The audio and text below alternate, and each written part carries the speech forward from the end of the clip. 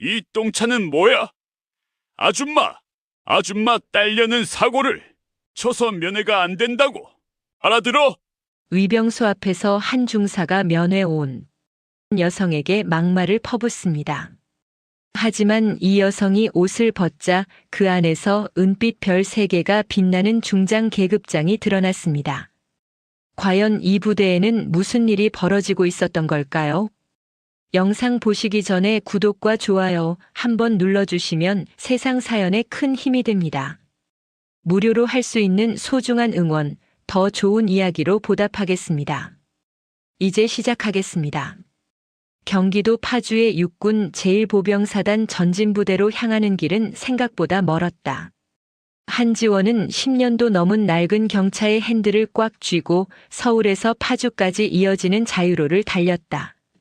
평소라면 방탄 강화 유리가 장착된 관용차 뒷좌석에 앉아 비서 장교가 운전하는 차를 타고 이동했겠지만 오늘은 달랐다.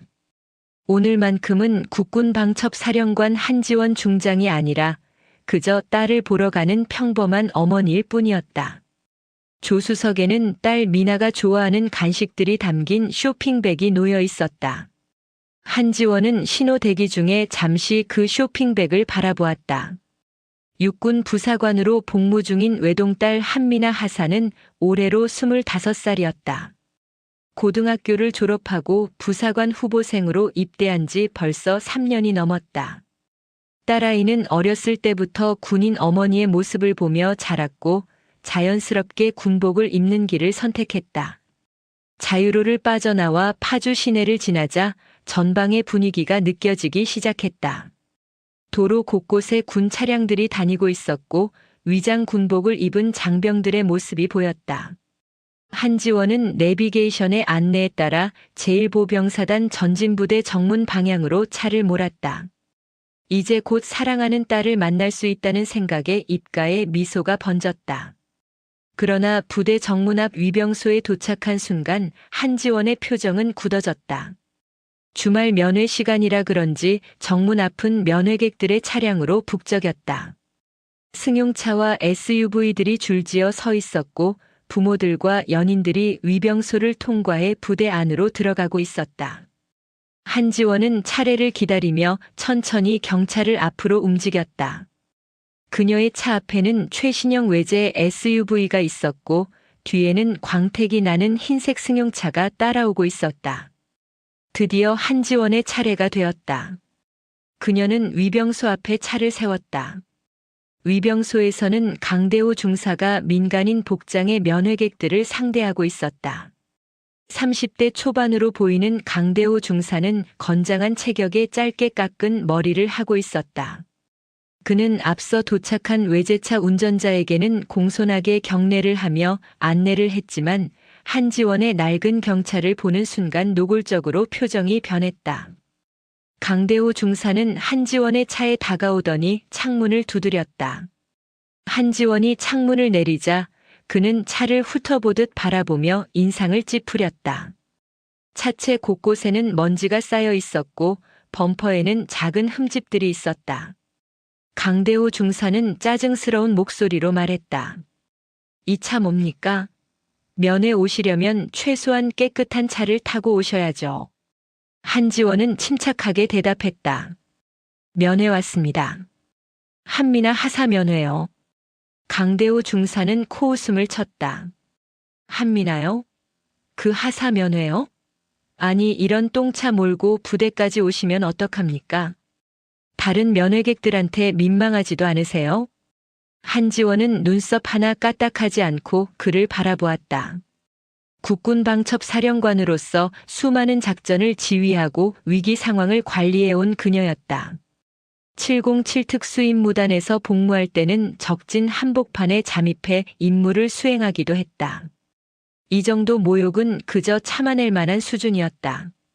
그러나 군의 최일선에서 국민을 대면하는 위병소에서 이런 언행이 벌어지고 있다는 사실이 그녀를 경악하게 만들었다. 죄송합니다. 그냥 면회만 하고 가겠습니다. 한지원은 말없이 고개를 숙였다. 그러나 그녀의 눈은 이미 위병소 주변의 모든 것을 관찰하고 있었다. 의병소 내부는 어수선했다. 근무자들의 군복은 단추가 풀려 있었고 군화끈은 제대로 묶이지 않은 채였다.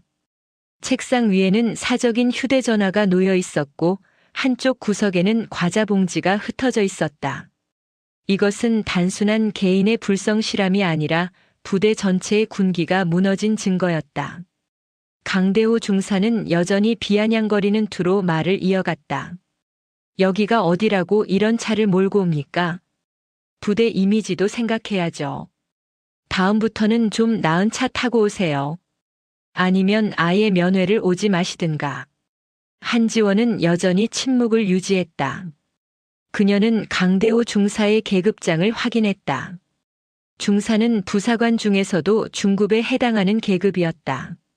그런 사람이 민간인을 상대로 이런 언행을 보인다는 것은 이 부대의 문제가 단순히 개인의 일탈이 아니라 조직적이고 구조적인 부패일 가능성이 높았다. 신분증 주세요. 강대호 중사가 손을 내밀었다. 한지원은 가방에서 신분증을 꺼내 건넸다. 강대호 중사는 신분증을 대충 훑어보더니 면회 신청서를 내밀었다. 여기 작성하세요. 그리고 이 차는 저기 구석에 세우세요. 정문 가까이는 안 됩니다. 보기 안 좋으니까. 한지원은 말없이 면회 신청서를 작성했다. 면회 대상 장병의 이름란에 한미나 하사라고 적었다. 관계란에는 뭐라고 적었다. 강대호 중사는 신청서를 받아들고 안쪽으로 들어가더니 잠시 후 다시 나왔다. 한미나 하사 면회는 오늘 안 됩니다. 한지원의 눈빛이 변했다. 왜 안 됩니까? 오늘이 정규 면회일인데요. 강대호 중사는 귀찮다는 듯 대답했다. 그쪽 딸이 지금 문제가 좀 있어서 면회가 안 됩니다. 그냥 돌아가세요. 무슨 문제입니까? 한지원의 목소리에는 처음으로 날이 서기 시작했다. 강대호 중사는 그 변화를 알아채지 못한 채 무신경하게 말했다. 부대 일은 민간인이 알 필요 없습니다. 그냥 가세요. 다음에 오세요. 한지원은 더 이상 참을 수 없었다. 그녀는 차에서 내렸다. 오래된 청바지에 평범한 재킷을 걸친 그녀의 모습은 어디에나 있을 법한 중년 여성이었다. 그러나 그녀가 차에서 내려 걸어오는 모습에는 묘한 위압감이 있었다. 70cm가 넘는 키에 곧게 편 어깨 그리고 한치의 흐트러짐도 없는 걸음걸이는 오랜 군 생활이 만들어낸 자세였다. 제 딸이 무슨 문제가 있는지 정확히 알려주십시오. 강대호 중사는 한지원을 위아래로 훑어보았다. 아니 뭐 이렇게 따집니까? 부대 내부 일은 말할 수 없다니까요. 그냥 돌아가세요. 저는 제 딸을 만나러 왔습니다. 정규 면회 시간에 정당한 절차를 거쳐서 왔는데 면회를 거부하려면 명확한 이유를 대야 하는 것 아닙니까? 한지원의 말투는 여전히 차분했지만 그 안에는 단단한 힘이 담겨 있었다. 강대호 중사는 짜증스럽게 혀를 찼다. 에휴 정말. 알고 싶으시면 알려드리죠. 당신 딸 한미나 하사는 지금 하급자 교육을 제대로 못해서 사고를 쳤습니다. 그래서 조사받는 중이에요. 만족하셨습니까? 이제 가세요. 한지원의 눈빛이 얼음처럼 차갑게 변했다. 하급자 교육 미흡으로 사고가 났다는 말은 전형적인 책임 전가였다. 부대에서 무언가 문제가 발생했을 때 중간 계급의 부사관에게 책임을 뒤집어 씌우는 고전적인 수법이었다. 한지원은 수십 년간 군에 몸담으며 이런 사례들을 수없이 목격했다. 제 딸이 어디에 있습니까? 직접 만나서 이야기를 듣고 싶습니다. 강대호 중사는 완전히 화가 난 얼굴로 소리쳤다. 아니 대체 무슨 말을 알아들으세요? 지금 조사 중이라니까요. 만날 수 없다고요. 그리고 당신 차 당장 저리 치워요. 여기 주차하면 안 된다고 했잖아요. 한지원은 더 이상 말하지 않았다. 그녀는 조용히 뒤를 돌아 자신의 차로 걸어갔다. 강대호 중사는 드디어 저 성가신 여자가 돌아간다고 생각하며 안도의 한숨을 쉬었다. 그러나 한지원은 차를 몰고 부대를 떠나지 않았다. 그녀는 위병소에서 20m쯤 떨어진 곳에 차를 세웠다. 한지원은 조수석 쇼핑백을 뒷좌석으로 옮기고 그 자리에 놓여있던 검은색 서류 가방을 꺼냈다. 겉보기에는 평범한 비즈니스 가방이었지만 그 안에는 특수 제작된 보안 전화기가 들어있었다. 한지원은 가방에서 전화기를 꺼내 단축 번호를 눌렀다. 신호음이 2번 울리자마자 전화가 연결되었다. 국군방첩사령부 지휘통제실입니다. 차분하면서도 긴장감이 감도는 남성의 목소리가 들렸다. 한지원은 낮고 위험 있는 목소리로 말했다. 나 한지원이다. 상황실장 연결해. 전화 너머에서 잠시 정적이 흘렀다. 사령관의 목소리를 듣는 순간 당직 근무자는 즉각 자세를 바로 했다. 예. 즉시 연결하겠습니다. 불과 3초 만에 전화가 연결되었다. 사령관님 상황실장 김준혁 대령입니다. 지금부터 내 명령을 받아 적어. 한지원의 목소리는 한치의 흔들림도 없었다. 이것은 더 이상 딸을 걱정하는 어머니의 목소리가 아니었다. 대한민국 군 정보기관의 수장으로서 작전을 하다라는 지휘관의 목소리였다. 예, 준비되었습니다. 현 시각부로 육군 제1보병사단 전진부대에 대한 긴급 방첩 수사를 개시한다. 코드명은 청룡작전이다. 예, 청룡작전 개시. 한지원은 차창 밖으로 위병소를 바라보았다.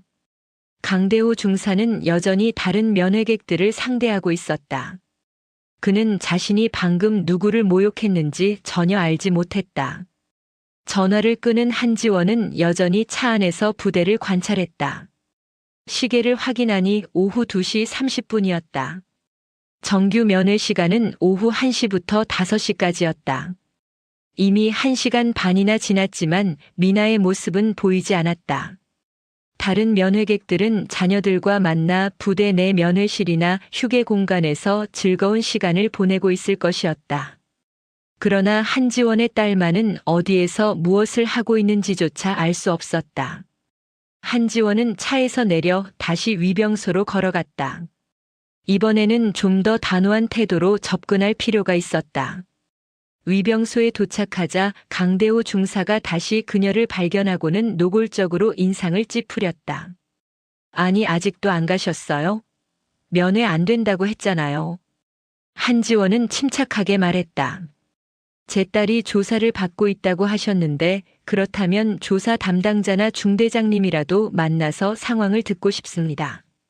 정당한 요청 아닙니까? 강대호 중사는 혀를 차며 안쪽을 향해 고개를 돌렸다.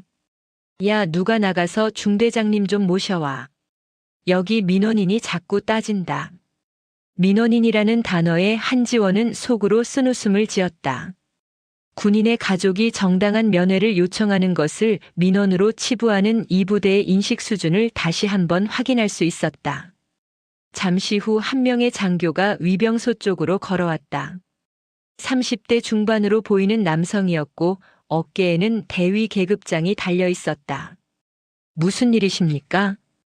대위는 형식적인 미소를 지으며 한지원에게 다가왔다.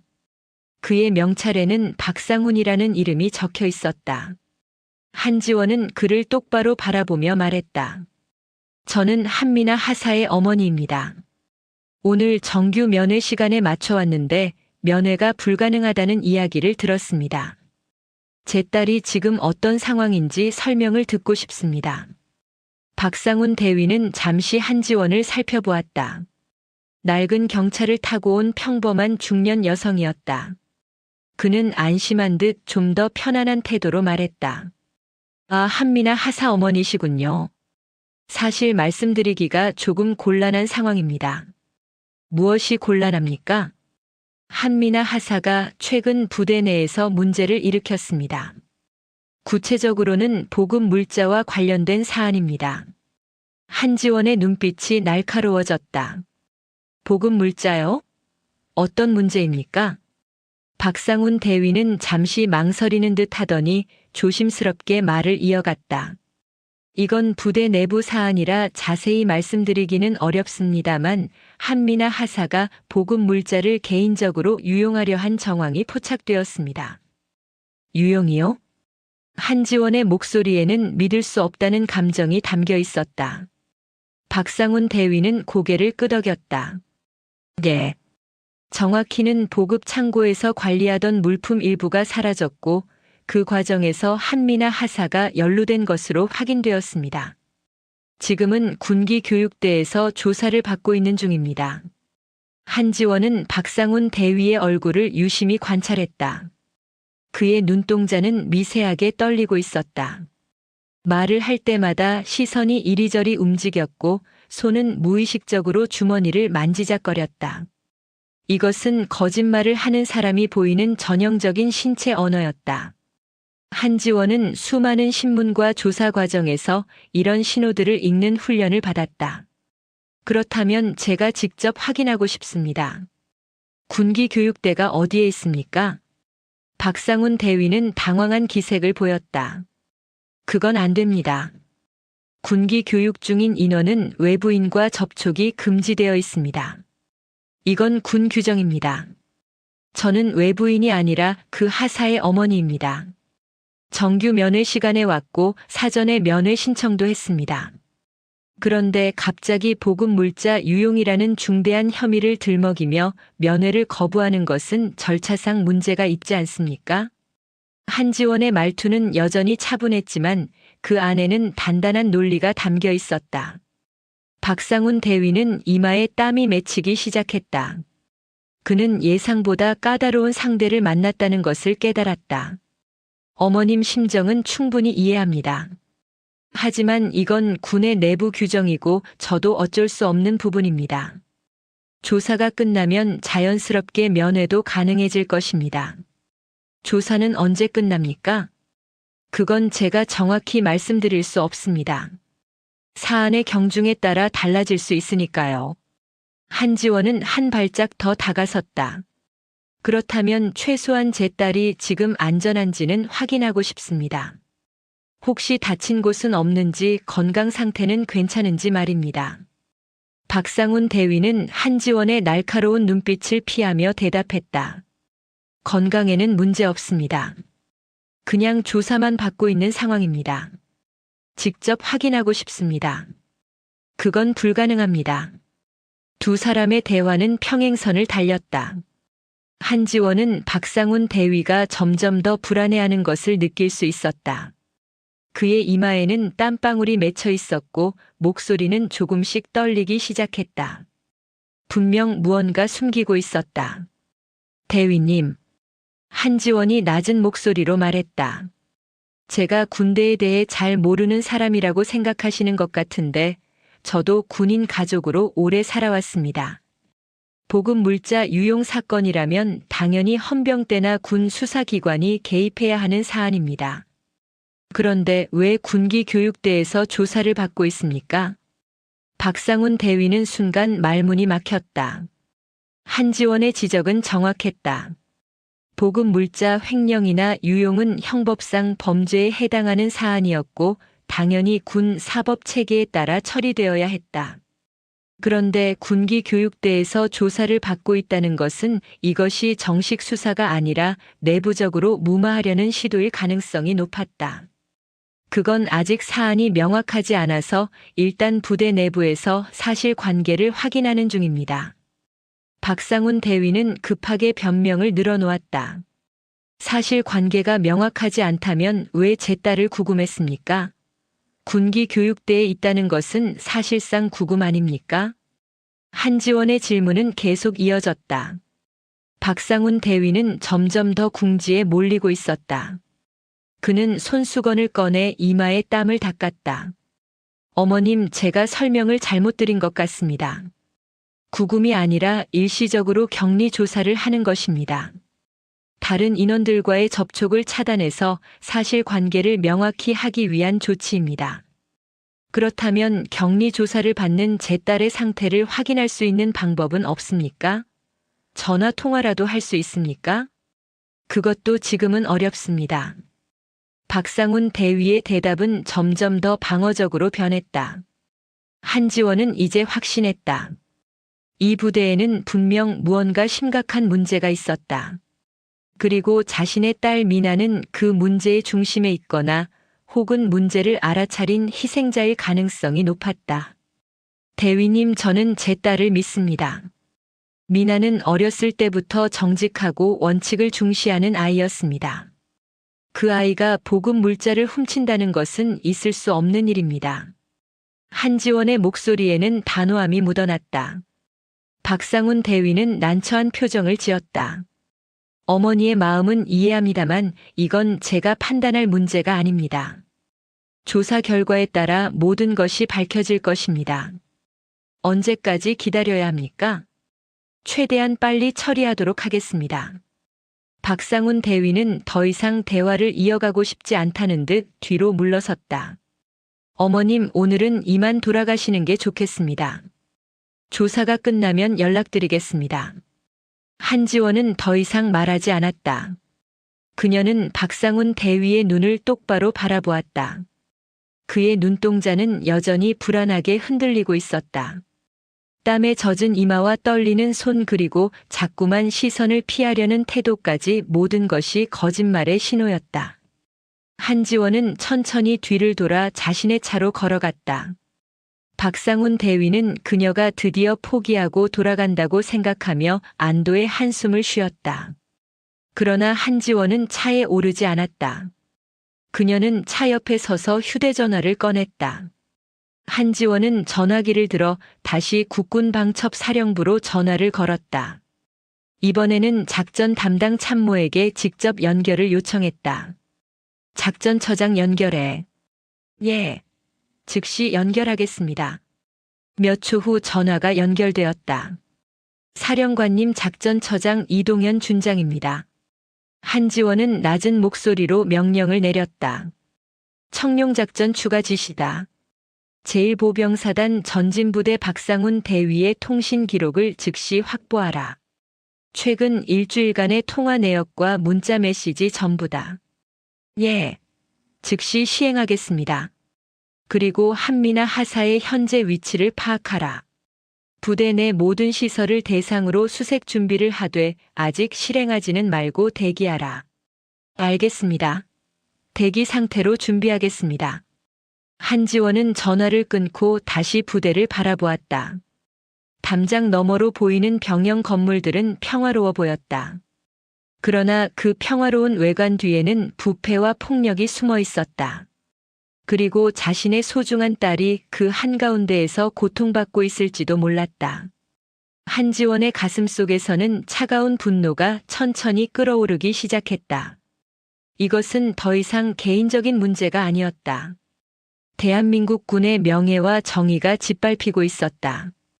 그리고 국군 방첩 사령관으로서 그녀는 이 부패를 반드시 뿌리 뽑아야 했다. 한지원은 차로 돌아와 운전석에 앉았다. 그녀는 잠시 눈을 감고 깊게 숨을 들이마셨다.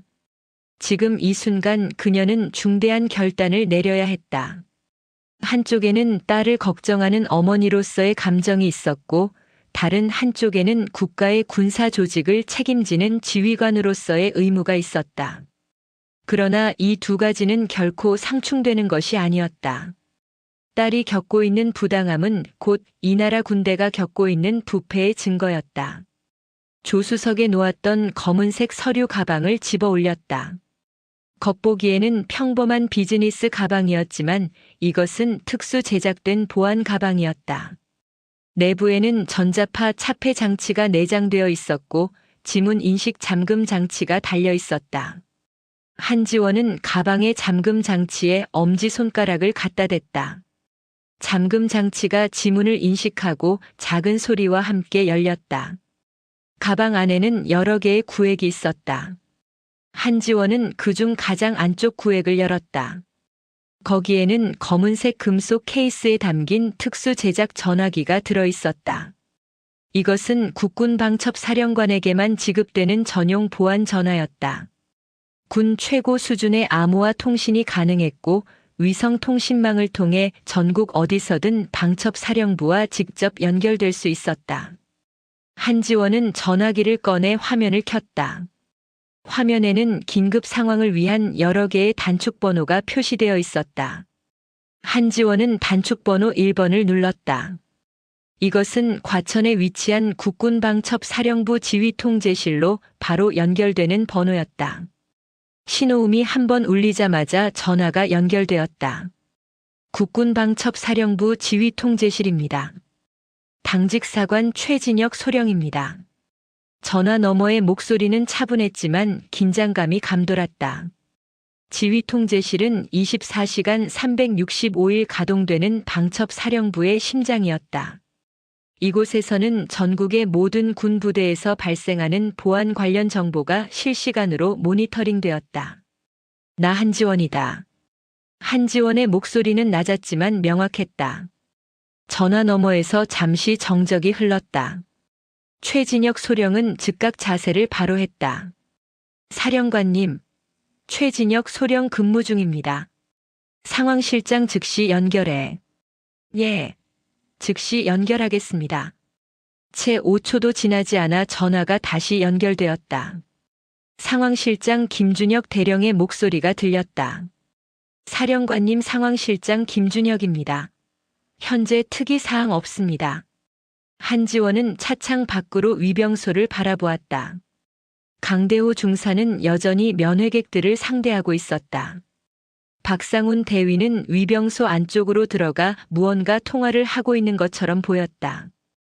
아마도 상부에 보고를 하거나 다른 공모자들에게 연락을 취하고 있을 것이었다. 한지원은 명령을 내리기 시작했다. 그녀의 목소리는 한치의 흔들림도 없었다. 수십 년간 군에서 쌓아온 경험과 훈련이 이 순간을 위해 존재했다. 즉시 특수수사팀을 편성하라. 인원은 30명 이상으로 구성하고 방첩수사관과 법무관을 반드시 포함시켜라. 예. 특수수사팀 30명 이상 편성하겠습니다. 헬기 2대를 즉각 출동시켜라.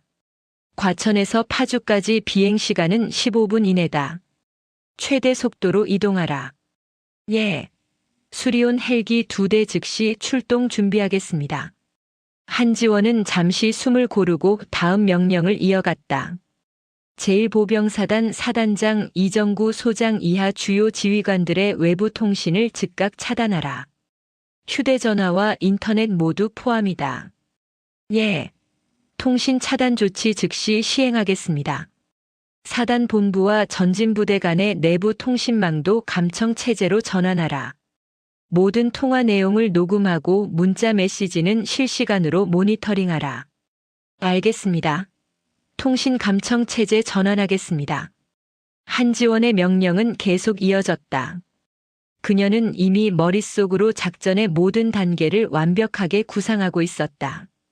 707 특수임무단에서 대테러 작전을 수행하던 시절의 경험이 살아났다. 그때도 그녀는 적의 본거지를 급습하기 전에 이렇게 치밀한 계획을 세웠다. 작전처장과 법무실장을 헬기에 동승시켜라. 현장에서 즉각적인 판단이 필요할 것이다. 예. 작전처장과 법무실장 동승 조치하겠습니다. 그리고 김대령. 예. 말씀하십시오. 한지원의 목소리가 한층 더 낮아졌다. 이 작전은 최고 기밀이다. 수사팀 출동 전까지 그 어떤 정보도 외부로 새어나가서는 안 된다. 지휘통제실 출입을 즉시 통제하고 내부 인원들의 개인 통신 기기도 일시 회수하라. 예. 즉시 시행하겠습니다. 한지원은 전화를 끊지 않고 계속 지시를 이어갔다. 예상 도착 시간은 현재 시각 기준 헬기 이륙까지 5분 비행시간 10분으로 총 15분 후 도착 예정입니다. 좋다. 도착 즉시 부대를 완전히 봉쇄하라. 그 누구도 부대 밖으로 나갈 수 없도록 하라. 예. 부대 완전 봉쇄 조치하겠습니다. 한지원은 시계를 확인했다. 오후 3시였다. 15분 후면 오후 3시 15분이었다. 그때쯤이면 이 부대는 완전히 다른 세상이 될 것이었다. 마지막으로 한 가지 더 있다. 예, 말씀하십시오. 제1보병사단 전진부대 내부에 한미나 하사라는 인물이 있다. 이 하사의 현재 위치를 최우선으로 파악하라. 수색팀이 도착하는 즉시 구출해야 한다. 예, 한미나 하사 위치 파악 최우선으로 하겠습니다. 한지원은 전화를 끊었다. 그녀는 잠시 전화기를 손에 쥔 채 생각에 잠겼다. 이제 모든 것이 시작되었다. 국군방첩사령부의 거대한 조직이 움직이기 시작했다. 과천의 사령부 본부에서는 지금 이 순간 수십 명의 요원들이 작전 준비에 돌입했을 것이었다. 헬기 조종사들은 비행 준비를 하고 있을 것이고 수사관들은 장비를 챙기고 있을 것이었다. 한지원은 검은색 서류 가방에 다른 구획을 열었다. 그 안에는 깔끔하게 개어진 군복이 들어 있었다. 이것은 중장 계급장이 달린 정복이었다. 한지원은 항상 이 정복을 가방에 넣어 다녔다. 긴급 상황에서 언제든 지휘관으로서의 모습을 갖춰야 할 수도 있었기 때문이었다. 한지원은 차 안에서 조심스럽게 옷을 갈아입기 시작했다. 먼저 걸치고 있던 낡은 재킷을 벗었다. 그 아래에는 깨끗한 흰색 셔츠가 있었다. 그녀는 셔츠 위에 정복 상의를 입었다. 군복의 천은 빳빳했고 주름 하나 없이 완벽하게 다려져 있었다. 어깨에는 은빛 별 3개가 박힌 중장 계급장이 빛났다. 한지원은 거울로 자신의 모습을 확인했다. 이제 그녀는 더 이상 평범한 어머니가 아니었다. 대한민국 군 정보기관의 최고 책임자였다. 한지원은 차에서 내렸다.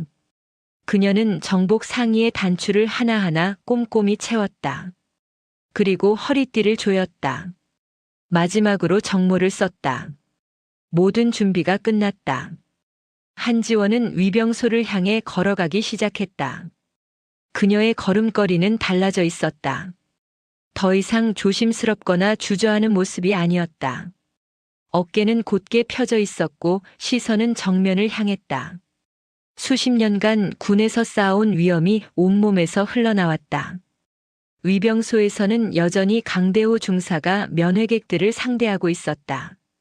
그는 한지원이 다시 다가오는 것을 보고 짜증스러운 표정을 지었다. 그러나 그가 고개를 들어 한지원을 제대로 본 순간 그의 얼굴이 굳어졌다. 낡은 청바지와 재킷을 입은 평범한 중년 여성이 아니었다. 은빛 별이 3개 달린 중장 계급장을 단 고위 장교가 서 있었다. 강대호 중사는 순간적으로 숨이 막히는 것을 느꼈다. 그의 머릿속이 하얗게 변했다. 중장이라는 계급이 무엇을 의미하는지 그는 너무나 잘 알고 있었다.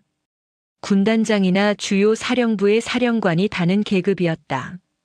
그리고 저 여성은 방금 자신이 똥차라고 욕했던 그 사람이었다. 강대호 중사는 온몸이 얼어붙었다. 그는 본능적으로 차렷 자세를 취하려 했지만 다리가 말을 듣지 않았다.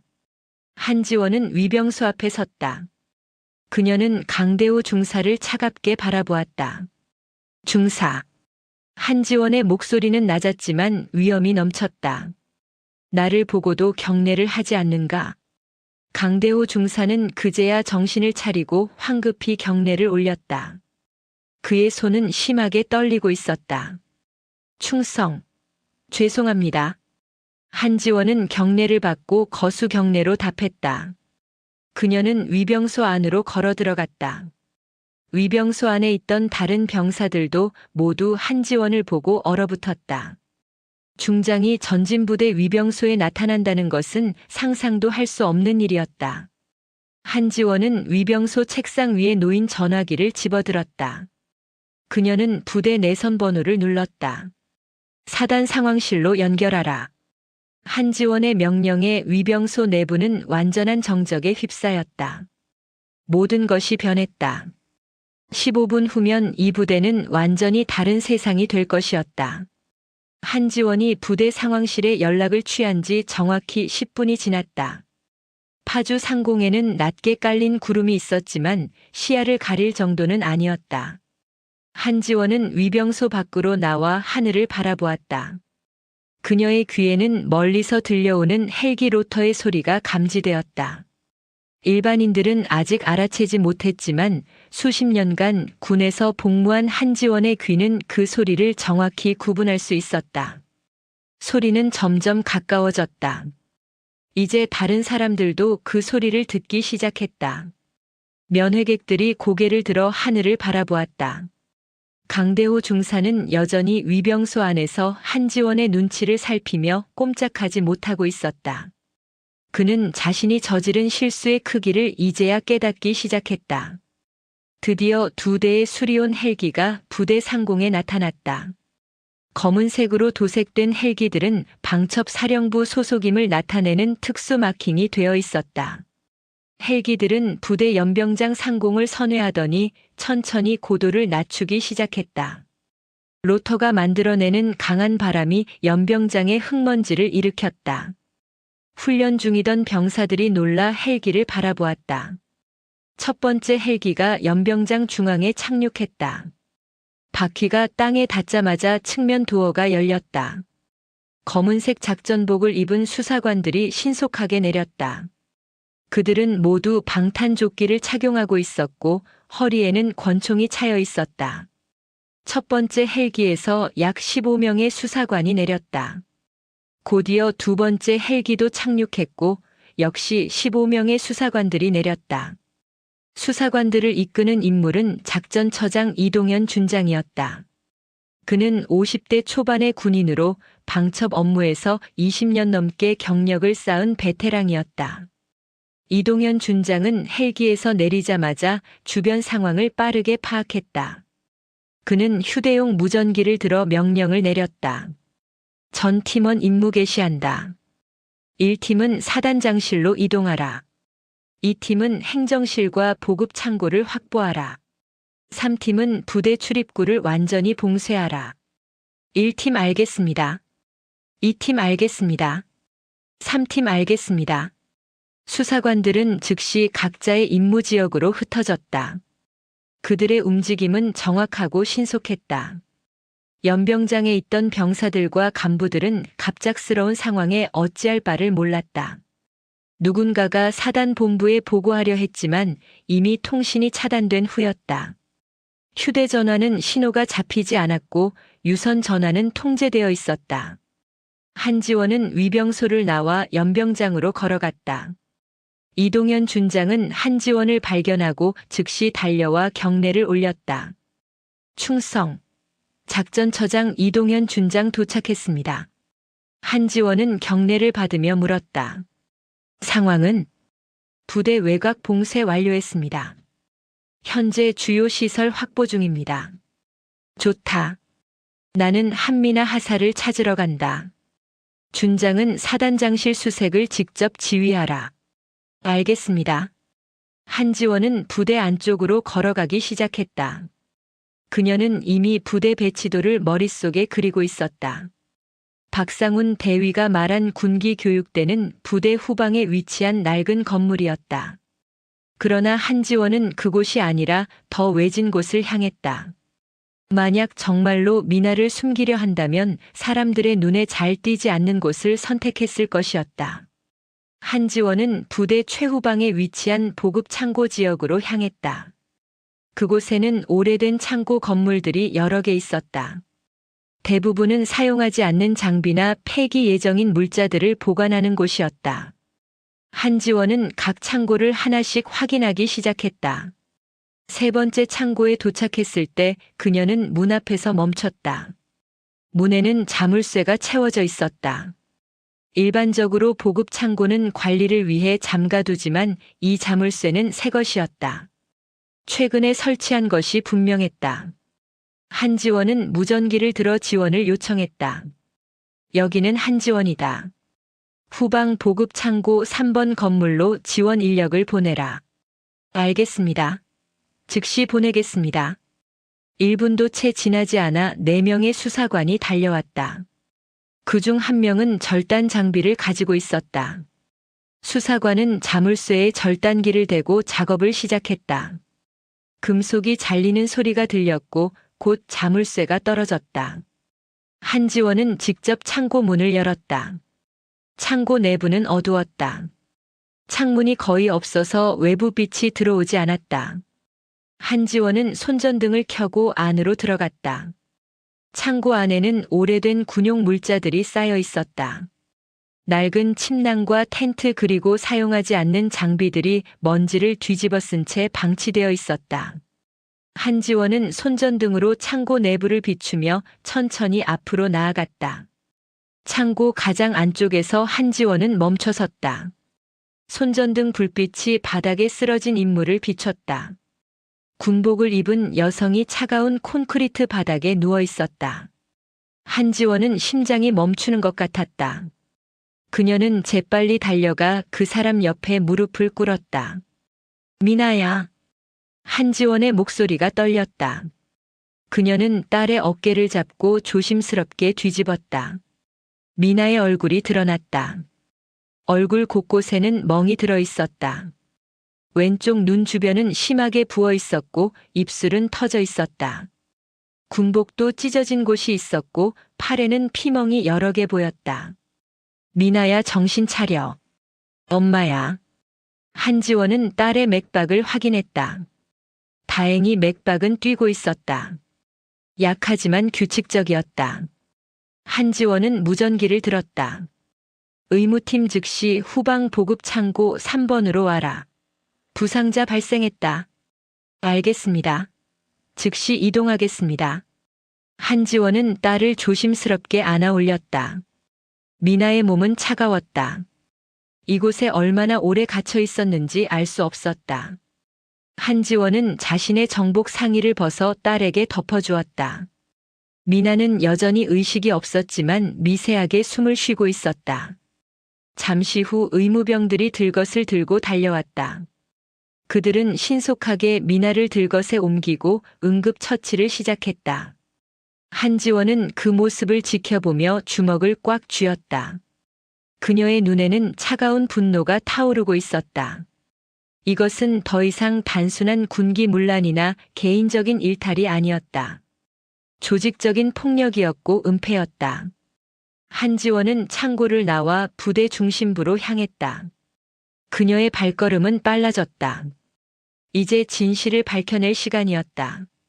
사단장실이 있는 본부 건물로 향하는 동안 한지원은 무전기로 상황을 확인했다. 이동현 준장 현재 상황 보고하라. 사단장실 진입 완료했습니다. 현재 문서 압수 중입니다. 사단장은 어디 있나? 사단장은 외부 일정으로 부재 중입니다. 그러나 비서실과 행정실에서 중요한 문서들을 발견했습니다. 어떤 문서인가? 이동현 준장의 목소리에 긴장감이 실렸다. 방위산업체와의 계약서로 추정되는 서류들입니다. 그리고 장비 불출 내역서인데 수량이 맞지 않습니다. 공식 기록보다 실제 불출된 수량이 훨씬 적습니다. 한지원은 본부 건물에 도착했다. 그녀는 계단을 올라 3층에 위치한 사단장실로 향했다. 복도에는 수사관들이 배치되어 있었다. 그들은 한지원을 보고 경례를 올렸다. 한지원은 사단장실 문을 열고 들어갔다. 방 안은 이미 수색이 진행 중이었다. 수사관들은 서류들을 분류하고 사진을 찍고 있었다. 이동현 준장은 책상 앞에 서서 한 무더기의 서류를 살펴보고 있었다. 그는 한지원이 들어오자 경례를 올렸다. 사령관님, 이쪽을 보십시오. 이동현 준장은 책상 위의 서류들을 가리켰다. 한지원은 서류들을 하나씩 살펴보기 시작했다. 첫 번째 서류는 방위산업체와의 계약서였다. 신형 방탄복 2000세트와 전술 장비 1000세트를 구매하는 내용이었다. 계약 금액은 30억 원이었다. 그러나 실제 불출 기록을 보니 이상한 점이 발견되었다. 부대로 입고된 수량은 겨우 500세트에 불과했다. 나머지 1500세트는 어디로 갔습니까? 한지원이 물었다. 이동현 준장은 다른 서류를 꺼내 보여주었다. 이 서류를 보시면 알 수 있습니다. 이정구 소장은 방위산업체 대표와 공모하여 실제로는 500세트만 납품하고 나머지는 빼돌렸습니다. 그리고 그 자리를 저가 불량품으로 채웠습니다. 한지원은 다음 서류를 집어들었다. 그것은 은행 거래 내역서였다. 이정구 소장 명의의 비밀 계좌로 수십억 원이 입금된 기록이 있었다. 입금 날짜는 방위산업체와의 계약이 체결된 직후였다. 이것이 전부입니까? 아닙니다. 더 있습니다. 이동현 준장은 책상 서랍에서 꺼낸 또 다른 서류를 보여주었다. 그것은 내부 고발 문건이었다. 작성자는 한미나 하사였다. 미나는 보급품 관리 업무를 수행하던 중 수량 불일치를 발견하고 이를 상부에 보고하려 했던 것이었다. 그러나 그 보고서는 박상훈 대위에게 차단되었고 미나는 오히려 보급 물자 횡령 혐의를 뒤집어쓴 채 폭행당하고 창고에 감금된 것이었다. 한지원은 서류를 내려놓았다. 이제 모든 것이 명확해졌다. 이정구 소장은 방위산업체와 결탁하여 최전방 부대에 보급될 생명과 직결된 장비를 빼돌렸다. 그리고 그 사실을 알아챈 정직한 부사관을 폭력으로 짓밟았다. 이것은 단순한 부패가 아니라 국가 안보를 위협하는 범죄였다. 이정구 소장을 즉시 체포하라. 그리고 박상훈 대위와 강대호 중사도 함께 연행하라. 알겠습니다. 한지원은 창문으로 다가가 밖을 바라보았다. 연병장에는 혼란이 계속되고 있었다. 그러나 이제 곧 모든 것이 정리될 것이었다. 정의는 반드시 실현될 것이었다. 오후 4시 정각 제1보병사단 전진부대 연병장에는 전 장병이 집합했다. 긴급 집합 명령이 떨어진 것은 30분 전이었다. 국군방첩사령부의 수사관들이 부대를 장악한 후 내려진 첫 번째 공식 명령이었다. 병사들과 간부들은 무슨 일이 벌어지고 있는지 정확히 알지 못한 채 연병장으로 모여들었다. 그들은 서로 눈빛을 교환하며 속삭였지만 아무도 확실한 답을 알지 못했다. 연병장 한쪽에는 사열대가 설치되어 있었다. 평소 사단장이나 고위 인사들이 부대를 시찰할 때 사용하는 단상이었다. 오늘은 그 사열대 앞에 특별한 장면이 연출되고 있었다. 3명의 인물이 단상 아래 무릎을 꿇고 있었다. 그들의 손에는 수갑이 채워져 있었고 양옆으로 방첩사령부 수사관들이 호위하고 있었다. 가장 왼쪽에 무릎을 꿇은 사람은 이정구 소장이었다. 사단장으로서 이 부대의 최고 지휘관이었던 그는 이제 죄인의 모습으로 무릎을 꿇고 있었다. 그의 얼굴은 창백했고 시선은 바닥을 향하고 있었다. 중앙에는 박상훈 대위가 있었다. 그는 여전히 믿을 수 없다는 표정으로 주변을 둘러보았다. 가장 오른쪽에는 강대호 중사가 무릎을 꿇고 있었다. 그는 온몸을 떨고 있었다. 연병장에 집합한 장병들은 이 광경을 보며 충격에 빠졌다. 자신들의 사단장이 수갑을 차고 무릎을 꿇고 있다는 것은 상상도 할 수 없는 일이었다. 병사들 사이에서 웅성거림이 일어났다. 간부들은 긴장한 얼굴로 상황을 지켜보았다. 오후 4시 정각 사열대 위로 한 명의 인물이 올라섰다. 한지원 중장이었다. 그녀는 완벽하게 다림질된 정복을 입고 있었고 어깨에는 은빛 별 3개가 햇빛을 받아 빛나고 있었다. 한지원은 사열대 중앙에 섰다. 그녀의 자세는 한치의 흐트러짐도 없었다. 등은 곧게 펴져 있었고 시선은 정면을 향하고 있었다. 이동현 준장이 사열대 옆에서 큰 소리로 외쳤다. 차렷! 연병장에 모인 모든 장병이 일제히 차렷 자세를 취했다. 수백 명의 군화가 동시에 땅을 치는 소리가 울렸다. 이동현 준장이 다시 외쳤다. 국군방첩사령관 한지원 중장님께 경례. 경례. 모든 장병이 일제히 거수 경례를 올렸다. 한지원은 단상 위에서 답례했다. 그녀의 경례는 정확하고 위엄이 있었다. 경례를 마친 후 한지원은 연병장에 모인 장병들을 천천히 둘러보았다. 침묵이 흘렀다. 바람이 불어와 한지원의 정복을 스쳤다. 한지원은 입을 열었다. 그녀의 목소리는 크지 않았지만 명확했다. 연병장 구석구석까지 전달되었다. 나는 국군방첩사령관 한지원 중장이다. 연병장에 더욱 깊은 정적이 흘렀다. 방첩사령관이라는 직책이 무엇을 의미하는지 모든 장병이 알고 있었다. 군의 보안과 정보를 책임지는 최고 기관의 수장이었다. 오늘 나는 두 가지 신분으로 이곳에 왔다. 하나는 국군방첩사령관으로서다. 다른 하나는 한미나 하사의 어머니로서다. 한지원의 말에 연병장 곳곳에서 작은 소란이 일었다. 한미나 하사는 이 부대의 보급 담당 부사관이었다. 병사들 대부분이 그녀를 알고 있었다. 성실하고 원칙을 중시하는 부사관으로 평판이 좋았다. 내 딸 한미나 하사는 이 부대에서 보급 업무를 수행하던 중 중대한 비리를 발견했다. 그녀는 군인으로서 당연한 의무를 다하려 했다. 상부에 보고하고 진실을 밝히려 했다.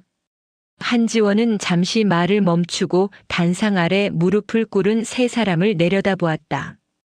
그러나 이 부대의 지휘관들은 진실을 은폐하려 했다. 정직한 부하를 폭력으로 짓밟고 거짓 혐의를 씌워 감금했다. 내 딸은 오늘 오후 부대 후방 창고에서 발견되었다. 온몸에 폭행의 흔적이 남은 채 차가운 바닥에 쓰러져 있었다. 연병장의 공기가 무거워졌다. 병사들은 충격에 빠진 표정으로 한지원을 바라보았다. 그들 중 상당수는 한미나 하사와 함께 근무했던 이들이었다. 그녀가 그런 끔찍한 일을 당했다는 사실을 믿을 수 없었다. 한지원은 목소리에 힘을 실어 계속 말했다. 오늘 우리 수사팀은 이 부대에서 충격적인 증거들을 발견했다. 이정구 소장은 방위산업체와 결탁하여 최전방 부대에 보급될 신형 방탄복과 전술 장비 수천 세트를 빼돌렸다. 그 자리는 저가 불량품으로 채워졌다. 한지원은 이정구 소장을 똑바로 내려다보았다. 이정구 소장은 고개를 들지 못한 채 바닥만 응시하고 있었다. 방탄복은 전우들의 생명을 지키는 마지막 보루다.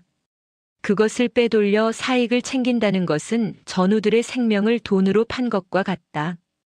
이것은 단순한 부패가 아니다. 이것은 반역이다. 한지원의 말에 연병장 곳곳에서 분노의 웅성거림이 일어났다. 병사들은 자신들이 착용하고 있는 방탄복을 내려다보았다.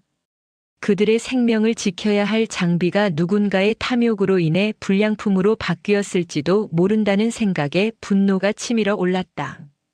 박상훈 대위는 이정구 소장의 지시를 받아 한미나 하사를 폭행하고 감금했다.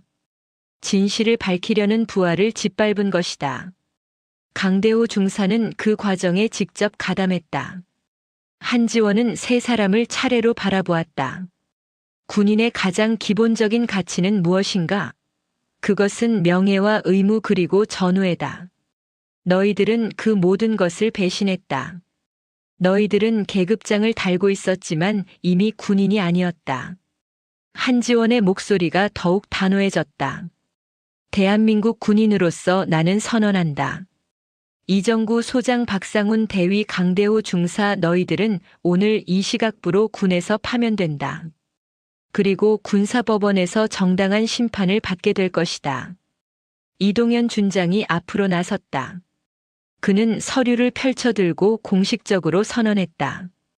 국군방첩사령부는 국방부 장관의 승인을 받아 다음과 같이 조치한다.